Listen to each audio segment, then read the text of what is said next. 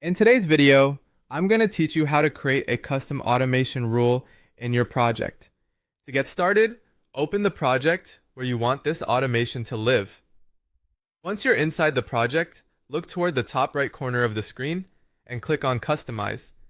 This is where you can adjust project-specific settings and add automations that help streamline repetitive work.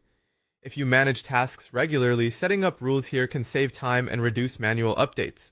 After opening the customization panel, find the rules section and select it. Then click on Add Rule to begin creating a new automation. This area is designed to help you connect an event called a trigger with an automatic response called an action. In simple terms, you're telling the project, when this happens, do that. It's a very practical way to keep your workflow organized without needing to update everything yourself. Next, choose a trigger for the rule. The trigger is the event that starts the automation. For example, you might choose something like a task status changing to complete. That means the rule will only activate when a task reaches that specific status. When selecting your trigger, make sure it matches the exact moment you want the automation to run. Choosing the right trigger is important because it determines when the rule will be applied and how useful it will be in your day-to-day process.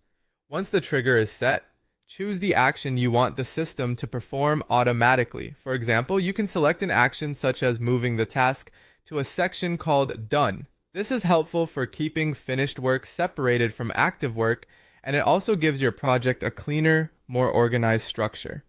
As you set the action, double-check that it leads to the right destination or outcome so the automation behaves exactly as expected.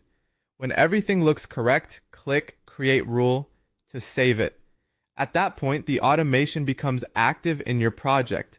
From then on, whenever the selected trigger occurs, the chosen action will happen automatically.